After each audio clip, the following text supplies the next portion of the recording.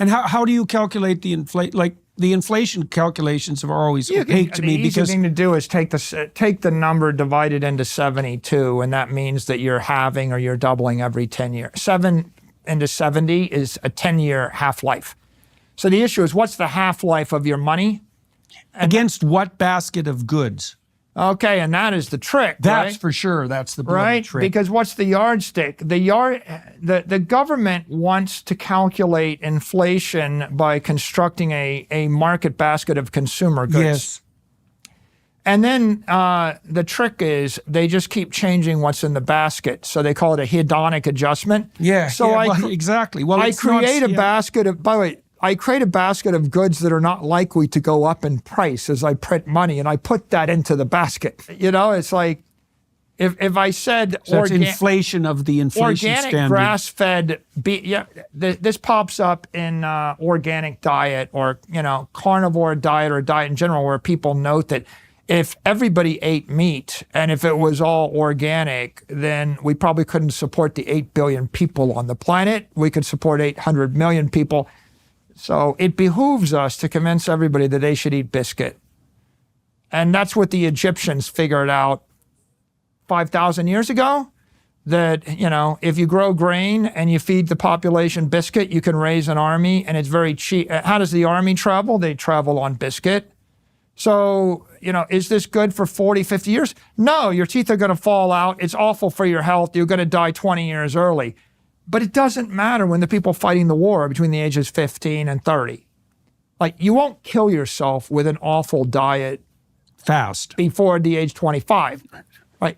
By the way, in a war, you're going to die from influenza, right? You're going to die from the pathogens first if the bullet doesn't get you. Second, you're not going to die from malnutrition, except that I can't give you a cow. So I can only give you the biscuit. So at the end of the day, the government's view toward inflation is it's in their best interest to construct to construct a single number. There's the old phrase, you can't tell people what to think, but you can tell them what to think about, right? And so I want you to think that inflation is CPI. It's not. Yeah. I want you to That's think clear. that 2% is acceptable. And It's you not. estimated at 7. Now, this is where you got to come back to being an engineer. When you look out at a bay and the wind is blowing on the bay and you see all the white caps and the water is moving, and I ask you in one sentence to describe the motion of the bay, a semantic representation is imperfect way to describe fluid flow. Watch, water and it's spinning like this going down a drain. How do you describe fluid flow? Well, the answer is every component of the water has a different velocity. It's a different vector, right? They're all moving and it's dynamic. And now blow some bubbles in it. Describe that with words. Give me the number. There's no number. That's a field. It's a vector, right? So my background at MIT, I studied thermodynamics. I studied very hard math. I mean, the math you use to design a jet engine, the math you use to design, anything that goes supersonic through the air, the math is complicated. You need vector calculus. You need nonlinear dynamic systems of equations. You need field theory. What's the gravitational field of the Earth? Tell me that in a number. Well, it's different everywhere. It's changing, but that's too complicated, right? For the rank and file. So what is inflation? Inflation's a vector. There's a different inflation rate for every single thing in this room, and it would be a different rate for this room if I put this room in Toronto, right? And it's changing every week. It's changing every minute. So the inflation rate there's 100,000 things you might want, and the rate of inflation on all of those 100,000 things is changing minute by minute, and it's different in Hong Kong than it is in China. It's like, okay, there's a war going on. Guess what? We shut down the economy. There's a war, World War I, World War II. There's no inflation. Why? Because it's illegal to buy anything. Okay? There was no inflation in 2020 when we printed money, except what are you allowed to buy when you're under home arrest? You can buy stocks. The inflation was in the stocks. The inflation was in Amazon stock in March of 2020. It wasn't in restaurant bills because it was illegal to go to the restaurant. It wasn't in the cruise lines. It wasn't in the airlines. And so I want you to think, oh, this 2% inflation is okay. So let me abstract back a bit here. So so we laid the groundwork for why this Bitcoin revelation hit you hard. And then you laid out an economic argument, which was that your assessment of the situation was that the standard story with regards to the reliability of currency and the inflation rate is radically off kilter. The most successful currency hasn't been particularly successful at all, and the inflation rate that's reasonably estimated is much higher than the official inflation rate, which means that your storehouse of value, whatever it is going to be deflated terribly during your lifetime. Okay, now you come across Bitcoin, and you talked about it as if it was, this abstracted gold with the properties that you already described. So it has the rarity of gold. Let me ask you a couple questions about that, please. because some people have actually asked me about this. Yeah. Is quantum computation going to break the Bitcoin passwords? Like, I can imagine, are there two things that would take it out? What about a solar flare that wipes out the electronics? Does that wipe out Bitcoin? What about quantum computation and cracking the passwords to protect the it? short answer is no, and this is the most anti-fragile, indestructible thing in the world.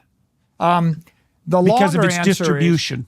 The longer answer is Bitcoin is an ideology that is manifested as a protocol that has materialized as a network across which an asset runs. So is the most real aspect of it the ideology? Let me say, is quantum computing, if it hacks your email account, going to destroy the English language? You see, is quantum computing going to actually break base 10 math? Base 10 math is a protocol. If you have a computer program and it becomes insecure, you have to upgrade the program. But the reason that we use numbers 1 through 9 or 0 through 9 is because over the course of about 900 years, Western civilization realized that we could actually calculate things more efficiently with that protocol. But it's not the only protocol, Jordan. There's base 2. There's base, 16, right? Why do we have 12 months in the year? Why do we have 360 degrees? Because the Babylonians had other systems of math. Mm-hmm. We have a system of math. There's other languages. Why do we use English? Well, we all decided, the scientists, the economists, Western civilization, there's a lot of reasons why. We could trace it to geography of England and the English Channel and a bunch of stuff. We don't have time for that. It's a protocol. Bitcoin, it's a protocol. What kind of protocol? It's a monetary protocol. Why? What's it informed by? An ideology. What is the ideology? Sovereignty, truth, sound, thermodynamic soundness. Why thermodynamic soundness? Because 1 + 1 has to equal 2. And if 1 + 1 equals 3 some days, or 1.5 other days, you can't solve any problem. In engineering, in aeronautical engineering, there's a phrase called an adiabatic system. An adiabatic system means a closed system. And so whenever you're building anything, the problem always starts with assume an adiabatic system. Right. If I introduce this heat source, if I fly through, what they're saying is, assuming it's a closed energy system, there's no external factor, right? Assuming an adiabatic system, how long will our podcast go? About 2.5 hours. If Godzilla steps on your studio in the next 30 seconds, the podcast will go shorter because of new energy. So when Godzilla shows up to the playground, all bets are off. Right. Okay. Right. So if I have a bathtub or I have a swimming pool with a leak in it, you can't jump into the swimming pool without risking breaking your neck, right? If I have a leak in a fuselage of an airplane, we can't fly. Explosive decompression. You can, if you're an engineer and you're engineering airplanes or internal combustion engines or spaceships, you have to do the engineering properly, and that includes make it a closed system or a thermodynamically sound system. When it's not, there's leakage, right? There's either a friction cost or there's a leakage cost, and you have to account for the leakage in a replenishment if you want the machine to work. The machine will not work if you don't actually solve the problem. So when we come to this idea of the ideology of Bitcoin, Bitcoin's based upon engineering principles, scientific, mathematical soundness, consistency, integrity, truth, right? And those are all the principles. And that's the incorruptibility of the ledger. Those are the principles of libertarians and Austrian economists, right? Yeah. And those are also, that is someone that believes that we should be governed by natural law, right? So we go back to John Locke and we go back to natural rights and natural law, right?